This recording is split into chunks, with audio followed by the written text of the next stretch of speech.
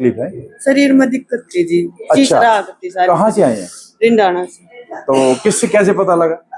ये फोन में देख कर लगा जी। अच्छा, तो आराम पहुंचा? आराम है जी। सच्चाई बताना आप। हाँ जी, आराम है जी। कितना आराम पहुंचा? बहुत आराम, सारा शरीर में दर्द रहा जी। ये बिल्कुल ठीक है? हाँ, ये ठीक है जी। अच्छा, ये कितने झाड़े रह गए आपके? वो तो कह रहे ठीक हो, अपना जो अपनी मर्जी से जितने। अब तो जवान लग रहे हैं बिल्कुल। और जैसे खाना पीना लेता था तो घर में फेंक देता था तो थोड़ा बहुत आराम है। माइंड डिस्टर्ब है? हाँ, माइंड डिस्टर्ब। तो गुस्से में रहते हैं? गुस्से में नहीं है, बस घर में लड़ाई झगड़ा होता है। अच्छा, हाँ। तो यहाँ कहाँ से आए आप? मैं जींद से। जींद से? जी। तो कौन सा झाड़ा लगा आपको? अब तीसरी बार आया, तीसरी बार झाड़ा लग रहा है।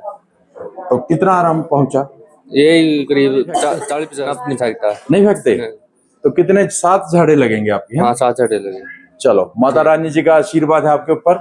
भाई, इनके कुछ नियम जरूर हैं संदीप जी। हम जैसा कि इन्होंने यहाँ लिखा, धागे के ऊपर कुछ नियम है। कोई अब स्नान करके इसको पहनना है, शराब अंडा मांस का सेवन नहीं करना, और यहाँ पर सूतक में जैसा कि कहीं ग्रहण लगता है उसमें इसको उतार देना है, और एक भक्त को बार बार धागा नहीं लेना है, एक ही बार लेना है जैसा कि यहाँ पर दर्शाया गया है।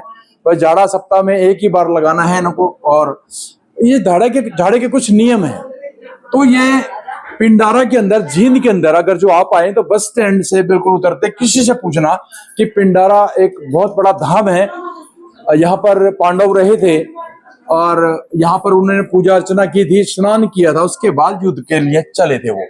तो इसी पवित्र जगह पे हमारी जो साध्वी जी है, मात्र 27 साल की साध्वी है, और लोगों के लिए ये एक अवतार बन के आई है, और हजारों की संख्या में लोग ठीक हो रहे हैं। सोचने की बात है कि भाई झाड़े से ठीक हो रहे हैं। माता रानी ने क्या आशीर्वाद दे रखा है इनको, वो तो माता रानी जानती है। तो ये नतमस्तक होते हैं। आप दिखाइए किस तरीके से झाड़ा लगाती हैं, धागा देती हैं। धागे को कुछ नियम है, उस नियम को अनुसरण अगर जो आप इनका उच्चारण करते हैं तो डेफिनेट है आपको रिजल्ट आएंगे।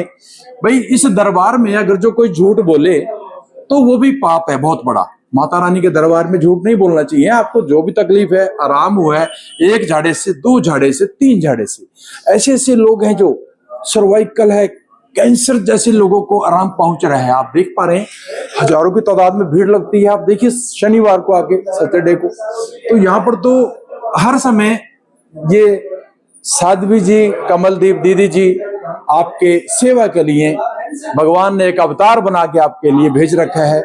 जींद के अंदर आप आए, नंबर नीचे डिस्प्ले रहेगा, उस नंबर पे कॉल करके इनसे भी संपर्क कर सकती हैं आप, और वो आपको एड्रेस प्रॉपर बताएंगे। चंडीगढ़ तक के लोग आ रहे हैं। हमने कल भी आपको देखा था, हमने दिखाई एक वीडियो, चंडीगढ़ तक के लोग हैं। और ऐसे ऐसे लोग हैं जिनको चला नहीं जाता, रगड़ रगड़ के आ रही हैं। और अभी हमारे बीच में देखिए साध्वी जी भी हैं। सबसे पहला तो नतमस्तक हम भी करेंगे आपको। काफी लोग ठीक हो रहे हैं, है ना? हाँ जी, जय माता की, जय श्री राधे। मैं आपकी साध्वी कमलदीप दीदी जी। तो अभी जागरण का जो आपने अभी अनाउंसमेंट की है, इसके बारे में बताइए। इस जागरण के अंदर कौन कौन आएगा, कब होगा, और उसके अंदर जैसे कन्या पूजन भी रखा आपने, उसके बारे में। ये आने वाली 25 तारीख को नवरात्रों की 7वीं पड़ेगी और बुधवार का दिन रहेगा, और रात्रि को माता रानी का विशाल जागरण है। साधु आएंगे, संत आएंगे, महात्मा आएंगे, सभी माताएं पहुंचेंगी, माता रानी के भक्त पहुंचेंगे, और जो माता रानी की इच्छा होगी, जिस इसको लाभ देना, मैया रानी अपने आप सबकी डोर खींचेगी। मैं तो ये कहूंगी माता रानी से कोई आए या ना आए वो बात नहीं है। जहां आपका इस देश के अंदर, जहां आपकी जोत जगती है, इस देश के अंदर, पूरे देश में सुख शांति होनी चाहिए। मेरे तो ये मानना है। मैं माता रानी से जोड़ी फंसा के कहती हूँ, मैया रानी सब घर में खुशियां बनी रहें, कोई भी दुखी ना रहे, सबके घर में माता रानी हमेशा खुशी का दीपक जगाए रखना। मेरा तो ये मानना है। मैं माता रानी से यही मांगती हूँ, मैया रानी सबके जीवन में हमेशा खुशी रहे, कोई दुखी ना रहे, कोई नाराज ना रहे, कोई भी किसी प्रकार के घर में कोई समस्या ना रहे किसी के जीवन में। तो साध्वी जी, आना कहाँ पड़ेगा अगर जो कोई आना चाहे तो? आपके पास दूर दराज से लोग आ रहे हैं जी, बहुत दूर दूर से आते हैं। और एक मैं जरूरी सूचना देना चाहूंगी, अब बहुत सारी माताएं ऐसी हैं, हमारे पास फोन आते हैं, सेवक फोन उठाते हैं, ये कहते हैं कि जी आप ये बताओ कि शनिवार को आए ज्यादा लाभ मिलेगा, ऐसा नहीं है। माँ की जोत जगती रहती है यहाँ, आप कभी भी आओ, किसी समय आओ, शनिवार इतवार मंगलवार, माँ की कृपा तो ऐसी ही बनी रहेगी आपके ऊपर। ये जरूरी नहीं है आप शनिवार को आओ शनिवार को ही लाभ मिलेगा, कई ऐसे हैं इसलिए भीड़ ज्यादा होती शनिवार को, रविवार को भी भीड़ होती है, मंगलवार को भी होती है, लेकिन शनिवार को ज्यादा होती है। क्यों होती है? क्योंकि हमारी मान्यता ये है कि शनिवार को ही ज्यादा लाभ होगा, ऐसा कुछ नहीं है। आप तीनों दिन बराबर है, आप देखे हो आपने यहाँ माता रानी के जब अब ये नवरात्रों में देख लेना बनभोरी आप, 7वें 8वें के ऊपर इतनी भीड़ होती, वहां 10-12 घंटे में नंबर नहीं आता। क्यों? क्योंकि लोगों की मानता ये है कि माता रानी ज्यादा आशीर्वाद देगी। ऐसा कुछ नहीं, माँ का दरबार है, माँ तो हर समय विराजमान रहती है, माँ की शक्ति हर समय काम करती है। ऐसा ये नहीं है कि इस दिन काम करेगी या इस समय काम करेगी उस समय काम करेगी, ऐसा कुछ नहीं है। तो दिन है जिस दिन आपको बताया गया उस दिन आप पहुंचे दरबार में। जी जागरण में जो कन्या पूजन होगा उसका थोड़ा विस्तार से बताइए कि कैसे हो।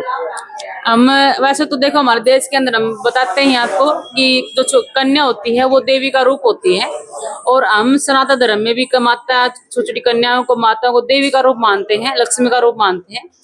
तो ये नवरात्रों में आप देखते हो नवरात्रों में लोग कन्या पूजन करते हैं, उसके बाद कुछ भी नहीं करते, उसके बाद बड़े बड़े बलात्कार होते हैं छोटी छोटी कन्याओं के साथ। तो हम ये देश में ये दिखाना चाहते हैं कि जो हमारी ये बहनें हैं, बेटियां हैं, कन्या है, ये देवी का रूप है, इनको अपने पूजना चाहिए, ना कि हमें इनको बुरी नजर से देखना चाहिए, कोई ऐसा काम करना चाहिए जिससे इनका जीवन खराब हो जाए।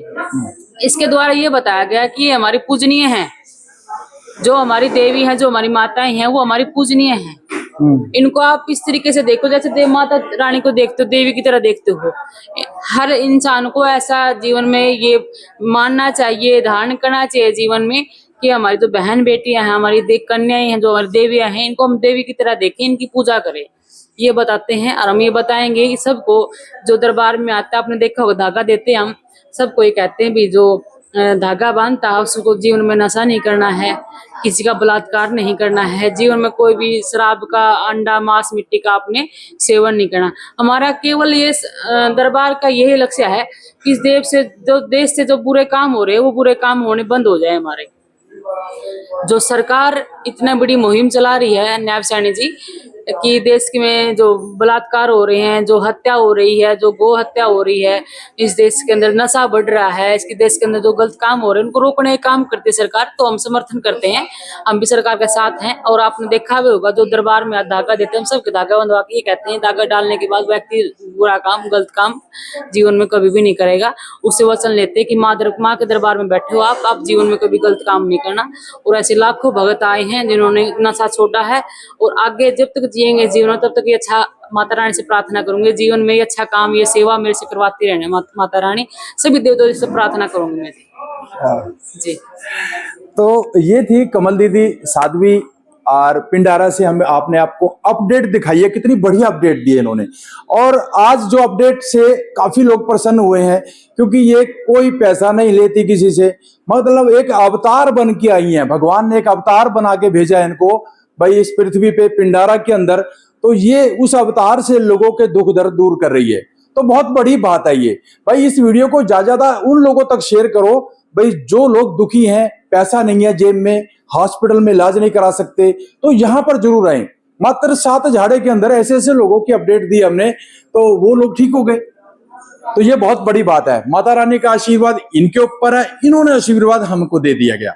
तो ये आपको पिंडारा से बिल्कुल हम इस टाइम लाइव दिखा रहे हैं, और जो इनका जागरण है उस जागरण के अंदर जरूर रहें, जैसा कि अभी साध्वी जी ने बताया।